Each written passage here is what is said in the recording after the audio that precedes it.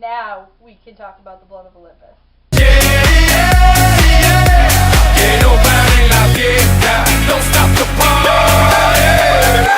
So, it has been over a month.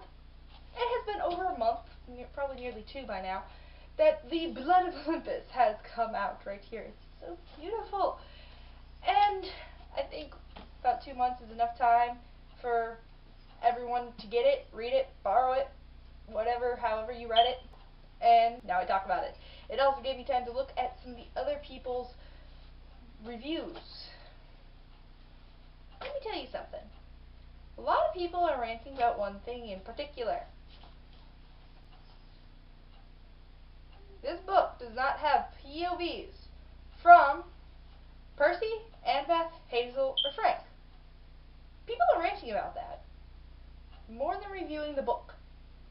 Now, I guess I gotta say something about it. So this is the POV / myths portion. We're gonna talk about the myths because I noticed something very interesting about the Blood of Olympus. It also gives me an excuse to drag this out longer because it's the last Percy Jackson Heroes of Olympus book.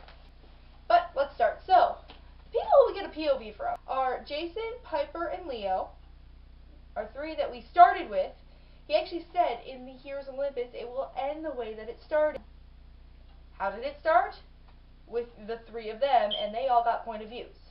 And then he also threw two more in there, and that was Raina and Nico's. Finally we got a Nico point of view. I was so happy about that.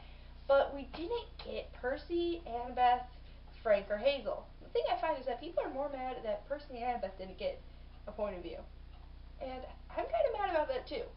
I'm more mad about Frank and Hazel, and don't get me wrong, I love Percy and I love Annabeth, and I love Percabeth. They are staying together forever. So many Percabeth moments, even without their point of view, we still got Percabeth moments. That's the fun part.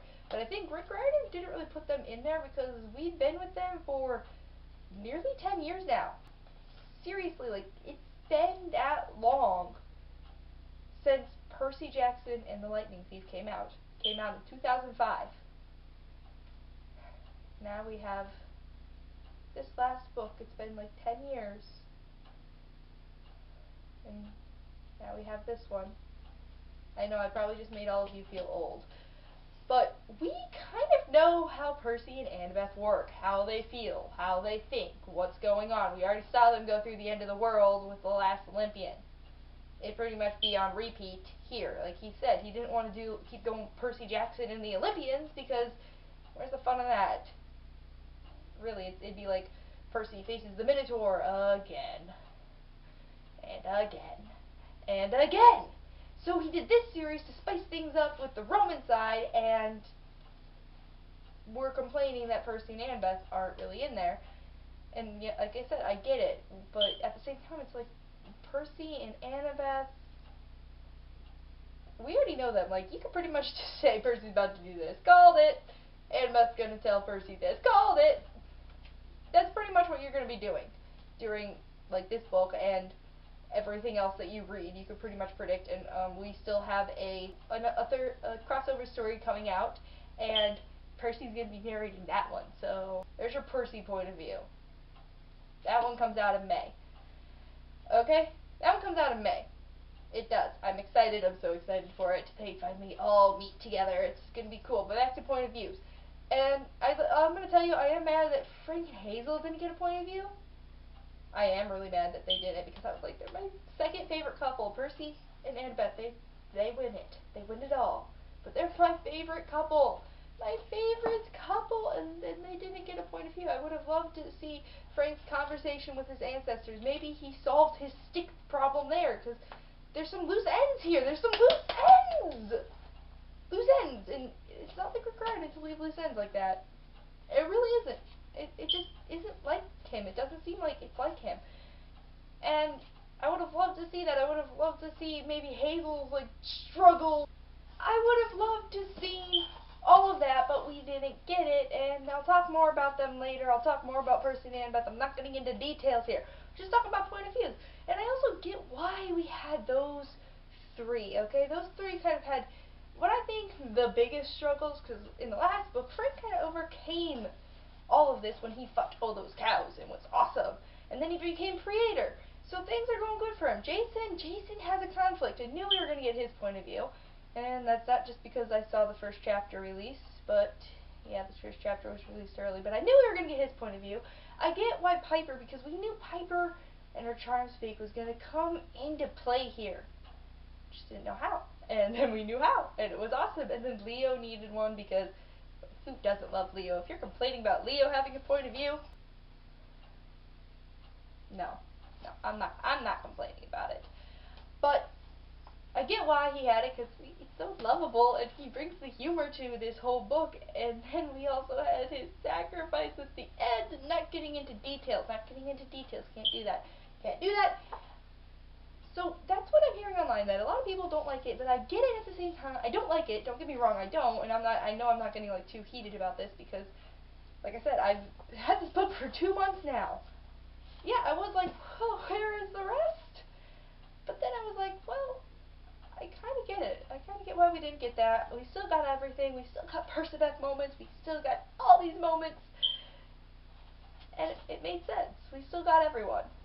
And then, I don't know why, but some people are complaining about Nico and Reyna having a point of view? About the whole setup of this book? Let me tell you something.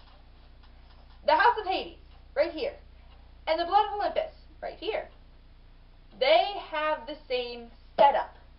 House of Hades, how is it set up? We start off with one of the 7. We have the main quest, the 7. They are off. They are doing the main big prophecy quest.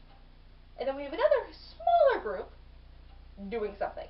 That's always been the setup, and like this is full-on setup because we have Jason, Frank, Leo, Piper, Hazel, and Nico all flying to the doors of death, and they're kind of completing the prophecy along the way. And they're doing their thing, and then we have Percy and Annabeth down in Tartarus doing the other one. In this book, we have the 7. They're off doing their thing. They're going to go defeat the giants. They're doing the big main prophecy quest, and then we have Nico and Reyna doing the smaller quest, going back to Camp Athlid to stop the fighting.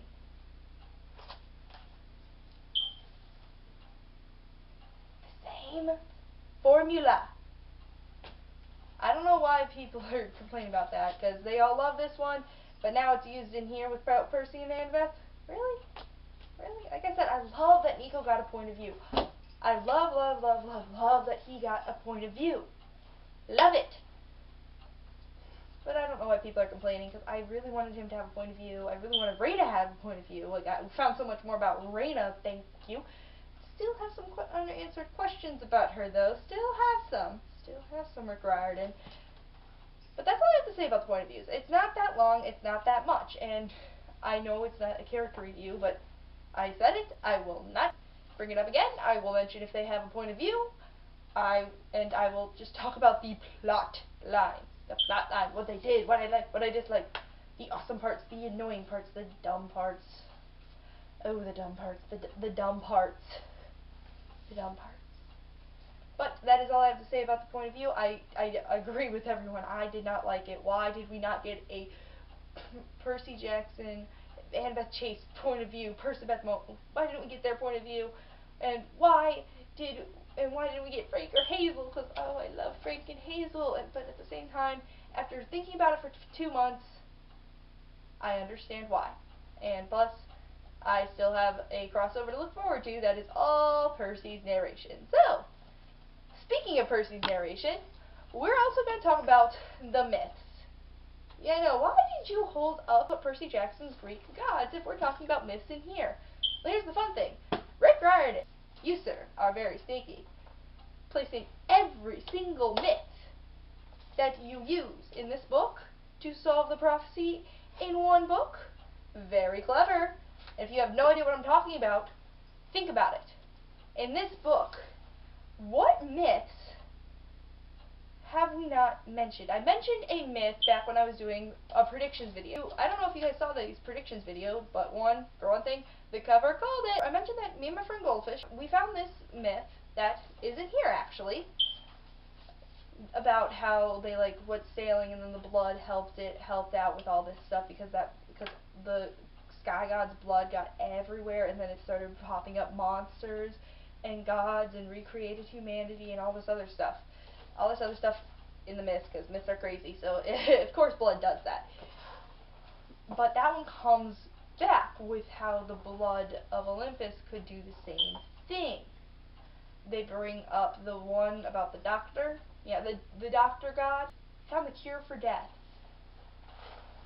It's in here, and we meet him in here. Like every single myth, all the way down to the one with Athena and Poseidon and the rivalry and how it got started, all the way down to that. And that was just a little small part in this. So small. It was like 2 sentences long, but they still brought it up. And any other myth that was in here, it was brought up in the other book series. It really was. And then, of course, the ending. Rick Riordan. And the ending is ironic because if we would have used the myths, we probably could have figured out how this book series was going to go and how it was going to end and how they were going to fix an oath to keep with the final breath deal. Okay? But, Rick Riordan, how he teases us, because he actually says, sure, I can tell you how Gaia raised an army of giants to destroy Olympus.